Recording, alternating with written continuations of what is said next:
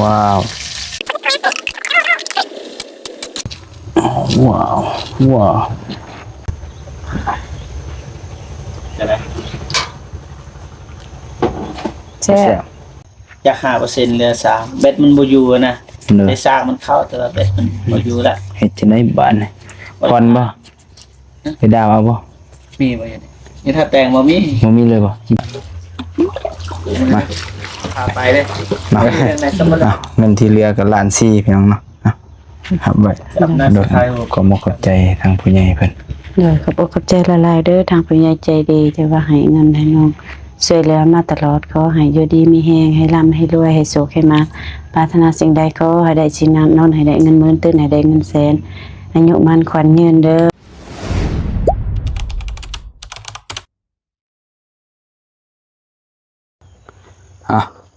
พี่น้องเอ้ยเปิดภาพมาบัดนี้ก็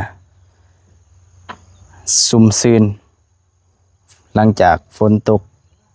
ผ่านไปเนาะมื้อนี้ก็ถือว่าตกหนักเติบบ่แม่ก็ออกมาแต่เฮือนใหม่พี่น้องเนาะเอาอุปกรณ์ยังไปให้ทางสร้างแดงเพิ่นเกี่ยมโบกเฮือนให้เนาะก็เลยเข้ามาเยี่ยมยามทางสาวนูก่อนบัดนี้เนาะอยู่บ้านเพิ่นบรรยากาศรอบบ้านก็ดีอยู่พี่น้องเนาะอากาศชุ่มชื้นเพราะว่าหลังจากฝนตกไปแล้วนะพี่น้องเนาะกราบทักทายสบายดีเด้อพ่อแม่พี่น้องเบิดสุขุสุขคนเนาะบ่ว่าสิอยู่ทางในและก็ต่างประเทศเด้อพี่น้องเด้อยินดีต้อนรับเข้าสู่ช่องบ่าวเตียงทองเด้อบัดก็สิมาเยี่ยมยามเบิ่งสาวหนูก่อนเนาะถามข่าวที่แรกว่าสิไปอันนั้นซื้อตู้พี่น้องเนาะแต่ว่าเฮาไปถามแล้วมันแพงพี่น้องเนาะแต่ก็อยู่ใกล้อยู่ท่าแตงพุ่นเนาะราคาประมาณล้านกว่าก็บ่มีมันมีแต่ตัวเป็นชุดที่ใหญ่เนาะแล้วก็สิมาถามเบิ่งว่าน้องเพิ่นเฮ็ดหยังช่วงนี้เนาะมีแนวจำเป็นอะไรเนาะคำบ่อันนี้เฮาก็สิมอบเงินให้เนาะส่วนที่เหลือให้น้องเพิ่นไปใส่แนวจำเป็นนะเนาะช่วงนี้ก็ได้ยินข่าวว่าไปบุกเบิกสวนสิปลูกกาแฟนะพี่น้องเนาะบางทีเพิ่นอยากจ้างคนซอยเพราะว่าน้องเพิ่นก็ตัวคนเดียวแต่ว่าสิเฮ็ดแบบตัดหญ้าตัดหยังมันก็ยากพี่น้องเอ้ยแต่เสียหญ้าก็บ่ไหวคือสิบ่ไหวคนเดียวบางทีให้เพิ่นจ้างคนซอยนะพี่น้องเนาะก็เลยสิมาถามเพิ่นแล้วก็สิมอบเงินส่วนที่เหลือจากเฮาใส่ใจแต่ก่อนเขาไฟนั่นแหละพี่น้องเนาะเหลือตัวเขาไฟทั้งเบิด13ล้าน2แสนเนาะบัดนี้เลยก็เฮาจ่ายค่าไฟไป9ล้าน5แล้วก็ซื้อสีแน่แล้วก็ซื้ออุปกรณ์หยังเนาะมาต่อให้น้องเพิ่นทาสีประตูให้น้องเพิ่นก็ตอนนี้พอดีเหลือเงินอยู่ล้าน4เนาะล้าน4ก็อยากได้ตู้ถ้วยตู้เย็นก็บ่ได้พี่น้องเนาะก็เลยว่าสิมอบเงินสดให้น้องเพิ่นเลยมื้อนี้เนาะตามที่เฮาได้เว้ากันตั้งแต่ที่แรกพี่น้องเนาะน้องเอ้ยมาบัดนี้หนูเพิ่นกำลังเสียดหยังเด้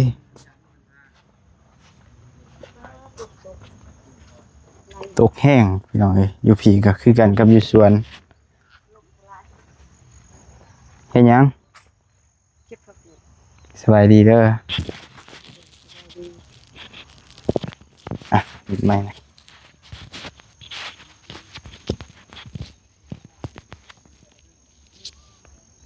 เฮ็ดหยังกินสิเฮ็ดผักบุ้งไปสวนบ่มื้อนี้โดยไปเฮ็ดหยังอยู่สวนไปตัดหญ้าสวนกวาง หกหิน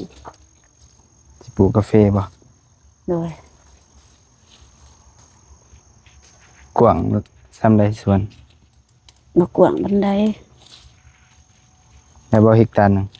บ่ฮอดมัน800ปลายกุ๊กนี่800ปลาย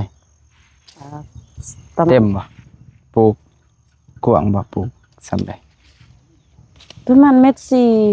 ขุด แม่ซีคุณแม่ซี เลย โอ้ก็เติบหนึงอยู่ประมาณ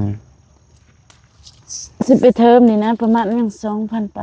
ปลูกตัวเก่าแน่แหละ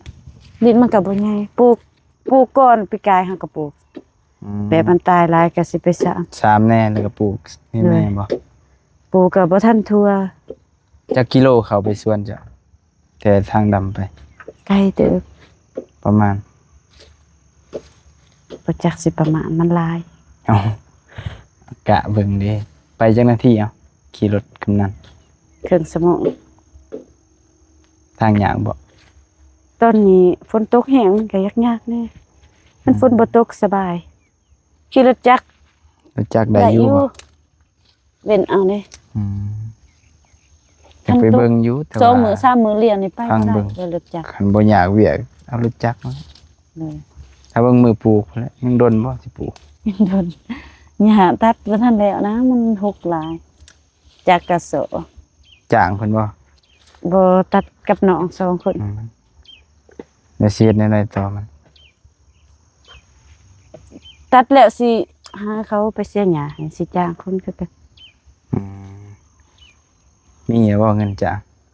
บ่มี เฮ็ดแนวใด คิด ซะ เด้อ ติดหนี้บ่ติดหนี้ได้บ่ ตึกนี้ได้อยู่พี่น้องส่วนนี้บ่ได้ไปหาเงินเฮ็ดเวียกตัวเองหลาย อืมแล้วเฮ็ดจังได๋ก็มีแต่เอาเวียกตัวเองให้มันแล้วก่อน โดย ถ้าจังใดแล้วก็เลิกไปรับจ้างแล้วบ่มีเงิน ลูกก็อยากกินขนมจังนะเพราะว่าอยู่เฮือนก็หายห่วงเลย โดย น้องเพิ่นก็มีเกือบครบแล้วพี่น้องเนาะก็ยังแต่ส่วนเสริม มีมาหาได้ก็จังว่ากัน แต่ว่าก็น้ำในฟืนไฟก็สะดวกแหละต่อไปก็ทำมาหากิน มีอยู่ดอกเงินจ้างคนเสียหญ้าขายครีมเลย ขายบ่อ ขาย อก ดีอยู่บ่ ช่วงนี้ขายบ่ออก จะขายทีมงานเนาะ เด้อเขาใส่ยังบ่ทันเบิดเด้ซื้อ บ่ทันเห็นผลบ่ บ่ใส่บ่ทันเบิดกลับ บ่เด้เป็นจังไดนะ ขาวเลยใส่กว่าเก่าแล้ว โดยรอกว่าเก่าเลยเด้ โอ้นี่พี่น้องเนาะหลังจากใส่ครีมผ่านไป 3-4 วัน เหยียบ เยี่ยม เดี๋ยวก็รอแบบแบ่งเหล็กพี่น้องเนาะ ขาวมีออร่าเลย ไอ้ เด้ ดอกบ่เจ็บ ไอ้ดอกบ่เจ็บแบงเหล็กกู แบ่งเหล็ก คนไทย บ่ เอาเลย ไผ แบ่งเหล็ก แบ่งไงอันนี้ซ้ำกันบ่เจ็บ พอเลย โดยกิน ไป หลาย เฮ็ดหยังกินหิวข้าวบ่ สีขวดใส่นี้ ฮะกว่าสิมี โดย ไปไป โอ้งามเลยบุ้ง ยอดบ่ เนาะเจอแม่ใช่เลย กล่องบุกไปนำตาบ่มากับใบนุ่งพี่น้องเนาะตัดคลิปอยู่สบายดีเด้อ กินบ่ โดย หิวเขาเลยดีเลยทีมงานหิวเขารบกวนเด้อ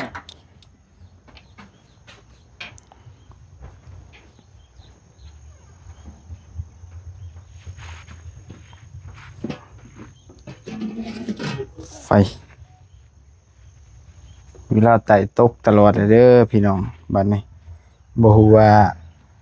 อยู่ไทยตกบ่ที่ประเทศไทยแต่บ้านบ่เมฆนี่ตกเกือบกูมื้อเลยหายห่วงเรื่องฝนพี่น้องเนาะ สิโปมน้ำก่อนเด้อ หายห่วงแล้วบัดนี้ คลิปก่อนก็ได้ อากาศก็บ่ร้อน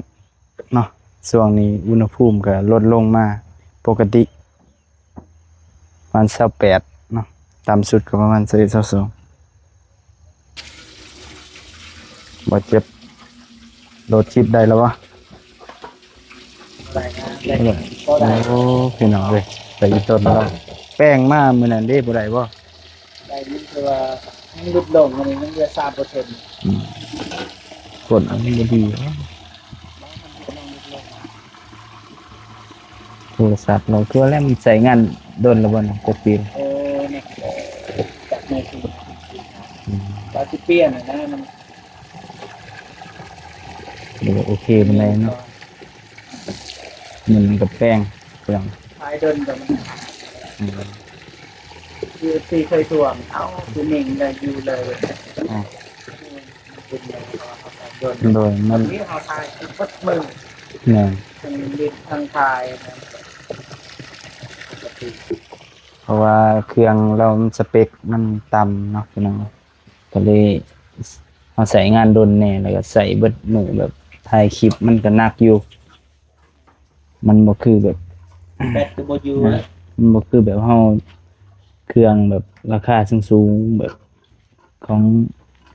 ที่บ่เมกถ่ายเนาะแบบรุ่น S รุ่น S ก็พอดีอยู่คัน A ก็ A สูงๆได้อยู่ จาก5%เหลือ3แบตมันโบอยูนะ เด้อ ได้ซากมันเข้าแต่ว่าแบตมันโบอยูละ เฮ็ดจังได๋บาดนี้ผ่อนบ่ไปดาวเอาบ่ มีบ่อย่างนี้นี่ถ้าแต่งบ่มี บ่มีเลยบ่อยู่ปากซองมี นี่บ่ ดาวบ่ ดาวรถดาวโทรศัพท์ เป็นหนี้ คัน เป็นจะได้ มัน ใช้ บ่แพงก็สู้ได้อยู่โทรศัพท์มันบ่ โดยบ่ฮอดดอก เอาทำโทรศัพท์S4 ก็ได้ S3 S4 ก็เหลือเลยนะทันถ่ายคลิปจัก500เทราไบต์ ลองมึกลองไปว่ามือหน้า เด้อๆเอ้าเบิ่งมื้ออื่นซะ มือ ยังสิขึ้นมาบาด พาไปเลย เออ เรื่องในสมโน สมโน สมโนมันบ่แจ้งสื่อเนาะ บ่แจ้งบ่แจ้งให้เขาถ่ายหน้าไว้จับสมโนได้ แต่ก่อนเนี่ยไปกับบอลจูนเพราะว่าต้องมีแบบเจะต้องมีรายได้นะ เอาก็เขาก็มีรายได้พอได้ผ่อน นี่แต่ว่ารายได้จาก YouTube บ่มีแบบเขาบริ บ่มีรายละอักษร ในหลักอักษรนั่นนะ อืม แต่ก็ลองเบิ่งมือ ลองเบิ่งหน่อยจะได้อยู่ถามเบิ่ง ว่า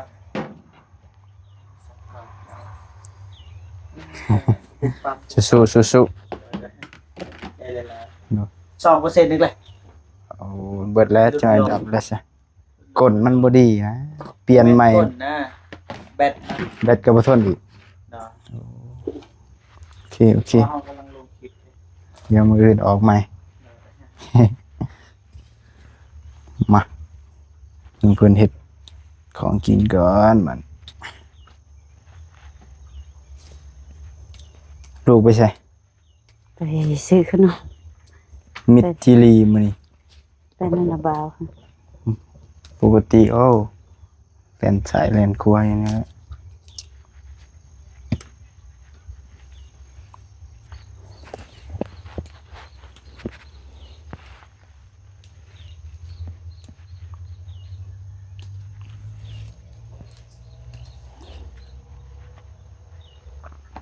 เฮ็ดครัวผัก โดยขวคนหนึงเบื่อแล้วกินแต่ผักบุ้งเป็นผักบุ้ง อ้าวกินผักบุ้งเฮ็ดนั่นเลย น้อ มื้ ง อหน้า สายไปกินแต่ผักบุ้งมันมีแต่ผักบุ้งอยู่เฮือน เบิดแล้วว่ามีไข่ มีหยังอยู่ไข่เบิดได้ อืมลืมเอาไข่มาเพียงเนาะไข่อยู่เฮือนก็มีอยู่ เพราะว่าแม่นั่นแม่ผู้ใหญ่ใจดีเพิ่นมามื้อนั้นนะเพิ่นเอามาให้10แตะแต่ว่าบ่แม่นบ่ทันได้เมื่อเฮือนมื้อหน้าจึงสิเอามาฝาก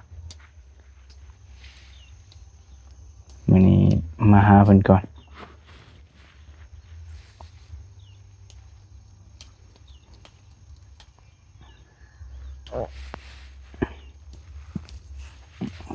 อดกินผักกินหยังไปก่อนเลยเฮ็ดจังได๋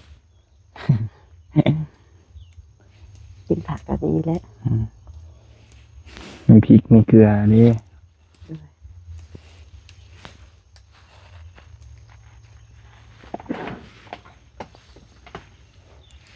ไว้ซื้อตู้ถ้วยมาให้แต่ว่ามันบ่มีตัวราคาถูก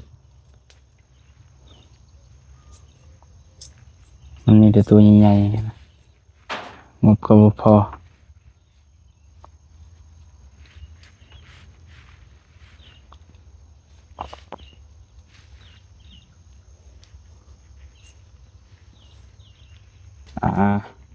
เมซี่เลื่อนพี่น้องเอ้ย คนใจ ขวัญใจ FC สวยขึ้นสวยวัน FC ว่ะ แน่แต่ก่อนขี้มูกเดือนนี้นี่ เติม เริ่มงาม ก็ชีวิตบ่สดใสเด้อุกอังเอา แต่ว่าเดี๋ยวนี้ก็สดใสขึ้นแล้วชีวิตดีขึ้น มีนะมีคือแบบ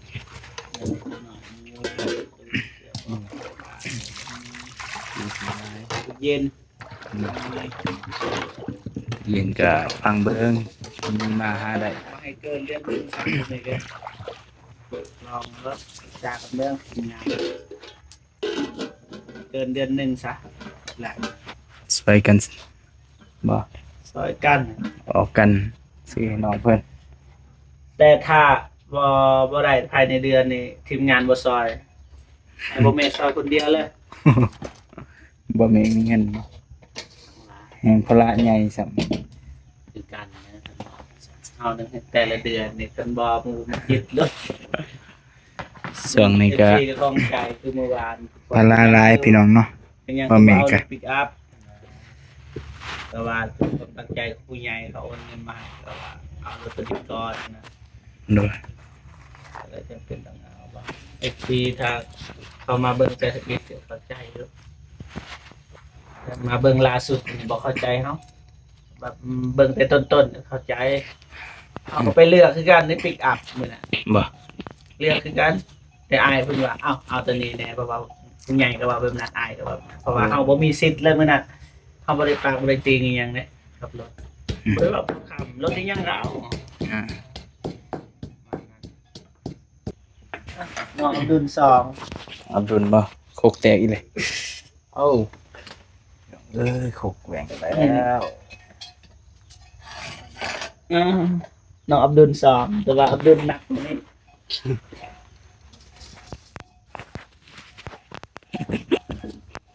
ว่าผักบ่เนาะ มันสิขัวผักแตก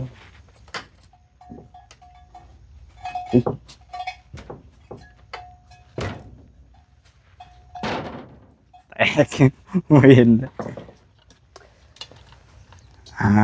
บาดนี้กำลังสิขัวกินขัวผัก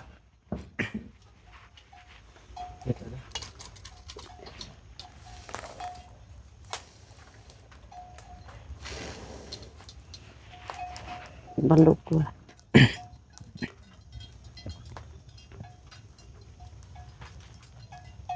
จังหวะ โอ้บ่มีเนาะแกแบบว่าไฟลุกวาบ เป็นบ่คือเห็นในคลิปเป็นหยัง ลองเฮ็ดเบิ่งผักบงไฟแดง ดูยัดไฟไหม โอ้ยไฟ เป็นหยังเอาอยู่หลายคนน้ำก็เกียมละ มือ โปมสีดโลด เคยเฮ็ดเลยเท่านึง เห็นอะไรบอกว่า น้ำมันฟดแห้งฟดใส่ผักรุสลุกเป็นไฟดำเบิดจ้ะ ดำเบิด มันดำเบิด หน้าดำ เต็มใจ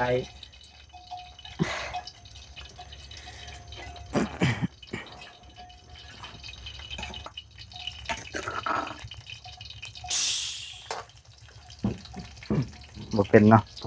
บ่เป็นจ้า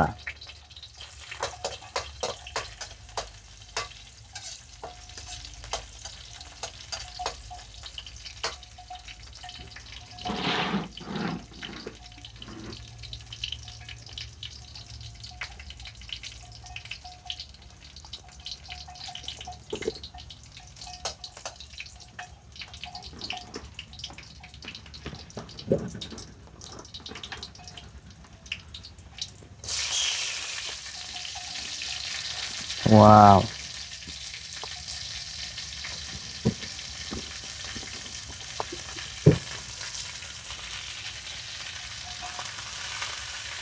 หอม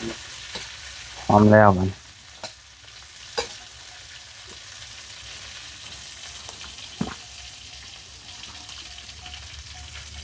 จ้า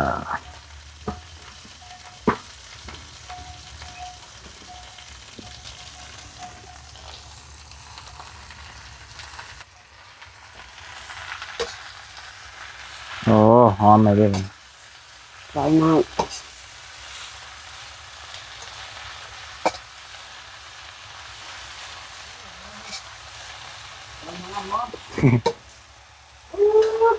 หอมร้ายพี่น้องเลย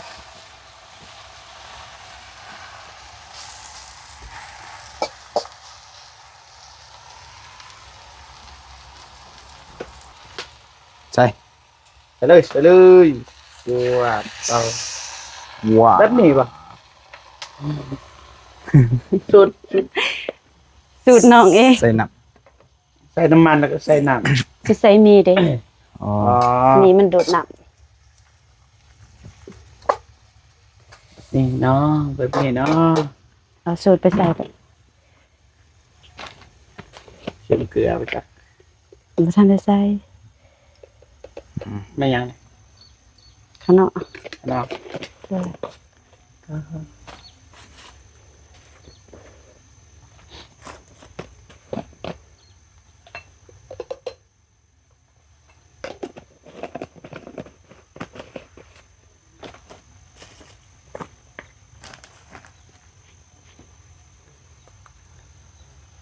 อ๋อ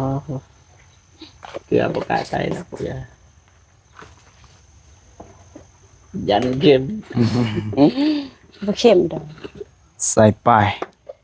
ใส่บ่ทุกอย่าง ใส่มันครบทุกอย่างเลยเสียบแล้ว ใส่ละลาย เข้ม ใส่เลย ก็แล้ว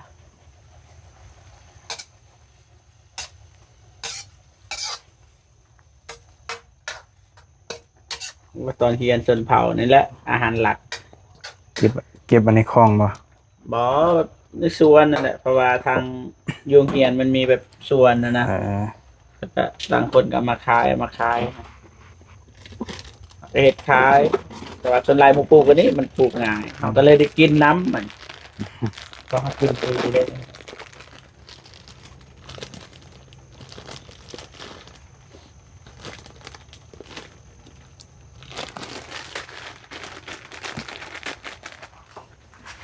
เอาเลย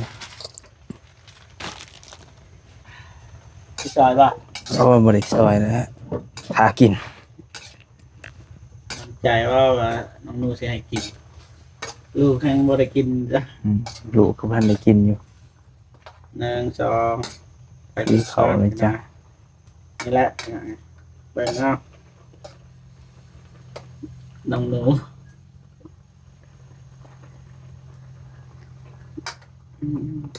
แบบนี้เนาะเออบ ริมีหมูมีไก่ใส่ สิตียังเรือเยอะยังน้องหนู เหลืออยู่แต่ว่าบริสื่อลืมฝาวเนี่ย นี่แต่ลืมนะ เนาะ เปิด บริสื่อยังมาให้ใช่ ตู้ก็แพงกว่าเงินเนี่ย ตู้แพงกว่าเงินพี่น้องเดี๋ยวสิเอาเงินให้หรอกไปซื้อเอาหมูเห็ดเป็ดไก่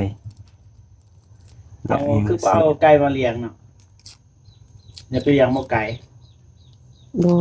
มันจะเลี้ยง เด้อ เลี้ยงลูกแห้ง เลี้ยงหลาย ไก่ เลี้ยงแล้วบ่เกิด เขามักไปลัก เอามาไปหลัก บ่สูอยู่เฮือนนั่นรักเลย บางคนเขาก็ใส่ยาเบื่อซื่อๆตาย ใส่เบื่ออีกว้าวอ๋อกินแบบกินเจนะ เพิ่งได้สนใจไว้ มีหมูมีไก่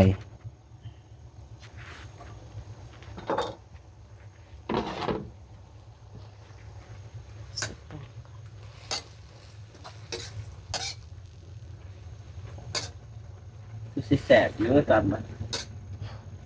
สิ บ่แม่กแม่สิบ่แม่ก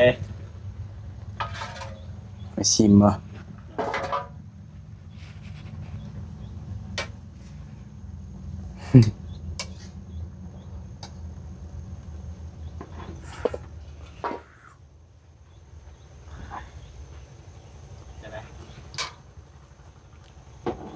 แซ่บ บ่แซ่บ มาแซ่บ แซ่บแซ่บ แซ่บเนาะ แซ่บ เทื่อหน้าจะสิเฮ็ดแบบนี้อีก หมูละเฮ็ดเดี๋ยวสิเอาหมูมาให้เฮ็ดเด้อกลัวสิหมูเส้น บ่ดีกินนี่บ่เฮ็ดให้ไผกิน ลูกกับเต่านี่เด้อ เฮ็ดให้บ่แม่กินเอา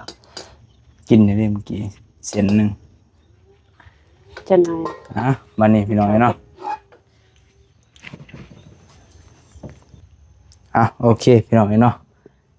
ก็มาเยี่ยมมายามนะครับพอดีตามที่เฮาเว้ากันนั่นแหละแต่ว่าช่วงนี้ก็สิปลูกกาแฟติ โดย แต่ว่าน้องเพิ่นก็ว่าบ่มีคนซอยเสียหญ้าเสียหยังหันนะตัดหญ้าตัดหยังก็ต้องได้จ้างคนซอยหั่นแหละซื้อน้ำเมืองน้ำมันหลายๆอย่างเนาะเพราะว่าเฮ็ดคนเดียวแม่นบ่ โดย เฮ็ดคนเดียวพี่น้องเอ้ยจักสิเฮ็ดจะได้ตัดหญ้าก็เคยตัดอยู่บ่หญ้า ทัดอยู่ นะตัดเป็น ตัดเองมื้อนี้ก็ตัดแต่ว่าจักมันโซ อืม จักเขาบ่แม่นจักเฮายืมจัก ไป เขา เบิ่งน้องหนูตัดหญ้าแต่ว่ารถบาดเจ็บนี่ยอมแล้ว ขายเตียงพุ่นนะ ต้องขี่รถจักรรถไอ้เตียงก็คันมันฝนบ่ตกก็ไปได้ ย่างประมาณจักลักอ่ะ ไกลเติบ ไกลเติมจักลัก บ่ฮู้แล้ว ก็จักสิบ่ฮู้ ประมาณ ไปประมาณครึ่งชั่วโมง แต่ใกล้ห้วยทรายไปประมาณ2หลักนี่ก็ ห้วยทราย จะฮอดนี่เนาะ ใช่ นี่ไม่ใช่ มันจัก2หลักเนี่ยตีแต่ว่าทางมันยากพี่น้องเอ้ยแต่ว่ายามฝ ทาง น มี นี่ แต่กำนันเข้าไป ลม ได้ พี่ยามฝนแต่ว่าย าซะ ยอมและรถจักรก็ยังไปยาก มีแต่ยางเอา ได้แต่ยางกับรถกำนันอย่างเดียว รถสิงเนาะ โดยกับพอดีเงินที่ยังเหลือแหละเนาะเหลือจากเขาไฟอะไรอย่างเนาะแล้วก็ซื้ออุปกรณ์อิหยังมาหลายๆอย่าง แต่ว่าถามตู้เย็นก็บ่พอตู้ถ้วยก็บ่พอเนาะก็เลยสิมอบเงินสดให้น้องเพิ่นไปหาซื้อแนวจำเป็นแล้วก็ใส่ซอยในครอบครัวนั่นแหละพอดีไปจ้างคนเสียหญ้าช่วย โดย ถ้ามันเหลือก็จ้างคนปลูกคนหยังนำแหน่แหละตัดหญ้าซื้อน้ำมันหลายๆอย่างเนาะเพราะว่าน้องเพิ่นก็บ่ได้ไปรับจ้างแล้วเดี๋ยวนี้ก็บ่มีเงินเข้าเนาะพอได้ซื้อขนมขนมให้ลูกแหน่พี่น้อง แต่ว่าข้าวหนำสามปลาก็มีเลยเนาะ โดย เงินที่เหลือก็ล้านสี่พี่น้องเนาะครับไว้ จับหน้าสุดท้ายกัน1 2 ก็มีแต่ขอบขอบใจทางผู้ใหญ่เพิ่นว่าช่วยเหลือก็มีหลายๆทานเนาะแต่ว่าบ่มีก็จำชื่อบ่ได้เนาะแต่ว่าตามคลิปที่เฮาเข้าไฟมื้อก่อนหั่นเนาะ โดย ก็ขอบขอบใจทางผู้ใหญ่เพิ่น โดยขอบอกขอบใจหลายๆเด้อทางผู้ใหญ่ใจดีที่ว่าให้เงินให้น้องช่วยเหลือมาตลอดขอให้อยู่ดีมีแฮงให้ร่ำให้รวยให้สุขให้มาปรารถนาสิ่งใดขอให้ได้สิ่งนั้นนอนให้ได้เงินหมื่นตื่นให้ได้เงินแสนอายุมันขวัญยืนเด้อสาธุ สาธุทางบ่มีก็ขอบขอบใจขอบคุณขอบคุณหลายๆเด้อทางผู้ใหญ่ใจดีเนาะทุกๆท่านเนาะที่ว่าช่วยเหลือทางครอบครัวน้องหนู ที่ตั้งแต่ต้นเนาะจนจบจนมาฮอดมื้อนี้เนาะชีวิตน้องเพิ่นก็ดีหลายขึ้นเนาะจะได้ก็ขอให้ทุกท่านทุกคนเนาะจงมีแต่สุขแต่ไสเด้อปรารถนาสิ่งใดขอให้ได้สมความมุ่งมั่นปรารถนาเนาะความเจ็บอย่าสุใดความไข้อย่าสุมีเนาะให้ห่างให้มีให้ร่ำให้รวยให้เฮงปังๆตลอดปีตลอดไปเด้อสาธุแล้วก็ขอขอบใจทาง FC พ่อแม่พี่น้องเบ่สุขทุกคนเนาะที่เข้ามาเป็นกำลังใจเนาะ ให้ทางบ่เมฆและพร้อมด้วยทีมงานเบิดสุขุทุกคนจะได้กาขอให้เพิ่นมีแต่ความสุขเนาะสุขกายสุขใจหมดสุขุทุกคนเด้อเอ้าบ่เมฆก็สิขอตัวกลับก่อนเด้อมื้อนี้พอกันใหม่คลิปหน้าพี่น้องเนาะสำหรับคลิปนี้สบายดีเด้อ